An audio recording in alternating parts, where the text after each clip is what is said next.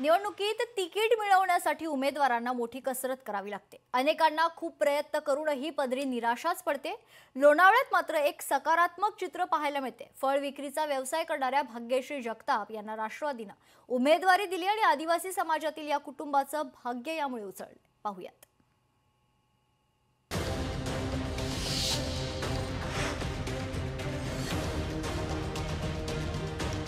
लोणावळ्यातील महिला उमेदवाराची महाराष्ट्रात चर्चा।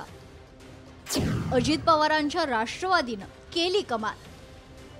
पेरू विक्रेता महिला निवडणुकीच्या रिंगणात।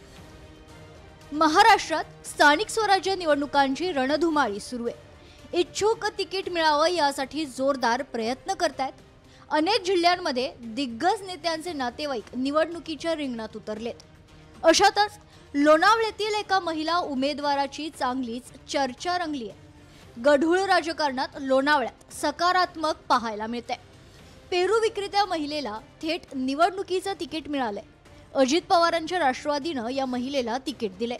गेल्या 10 वर्षांपासून हे कुटुंब केवळ फळ विक्रीच्या व्यवसायावर आपला उदरनिर्वाह करतायत। अशा परिस्थितीत त्यांना आपला व्यवसाय सांभाळतच प्रचाराची धुराही सांभाळावी लागते। त्यामुळे भाग्यश्री जगताप दिवसा आपल्या स्टॉलवर पेरू आणि इतर फळे विकताच लोकांमध्ये मिसळून प्रचार करतायत आणि सायंकाळी त्या घरोघरी जाऊन मतदारांपर्यंत पोहोचतायत।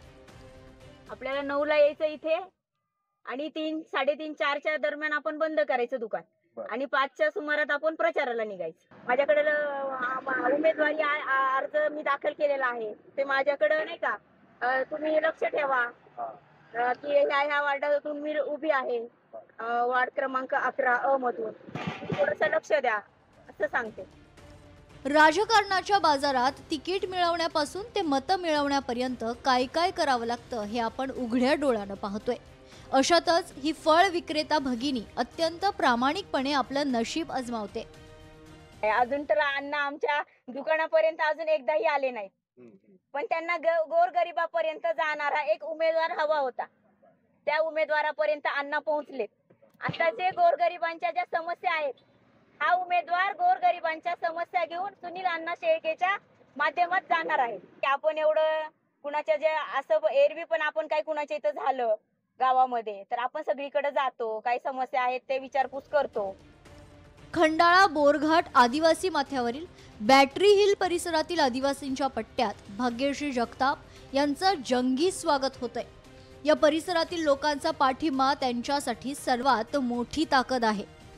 अण्णांनी आम्हाला हे संधी दिली की बाबा हा माणूस धावपळ करतो, आमचे व्यावसायिकदारांसाठी जे आहेत त्यांच्यापर्यंत मी पोहोचतो, त्यांची काय समस्या असेल तर तिथं मी मांडतो। त्यामुळे अण्णांनी आम्हाला हे तिकीट हे केलं। मी जेव्हा अण्णांनी आमचं ते तिकीट हे केलं तर आम्हाला शब्द नव्हते की काय बोलायचं। आम्ही कधी विचार सुद्धा केला नव्हता की अण्णा आमच्यापर्यंत हे उमेदवारी देतील म्हणून। सौ भाग्यश्री माधू जगताप या इथून उभ्या आहेत, त्यांना उमेदवारी दिली।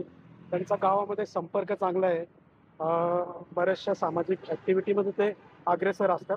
तर माझ्या नक्कीच त्यांना शुभेच्छा, आमदारांना धन्यवाद आहेत। आणि जसं चहावाला देशाचा पंतप्रधान होऊ शकतो तर तसे आज मी जनतेकडे अपेक्षा करतो की आज पेरूवाली पण आपल्याला लोणावळ्यातली एक नगरसेविका होऊ शकते। राजकारणाच्या या गजबजलेल्या बाजारात एका सामान्य फळ विक्रेत्या महिलेला मिळालेलं हे तिकीट हा केवळ एक योगायोग नाही, हे लोणावळ्यातल्या नागरिकांच्या बदलत्या मानसिकतेचं आणि प्रामाणिक नेतृत्वाच्या अपेक्षेचं प्रतीक आहे। भाग्यश्री जगताप यांचं नशीब उजळतं की नाही हे निकालानंतर स्पष्ट होईल, पण त्यांनी राज्यातील राजकारणाला एक नवा सकारात्मक चेहरा नक्कीच मिळालाय। सुशांत डुमरे, लोकशाही मराठी, लोणावळा।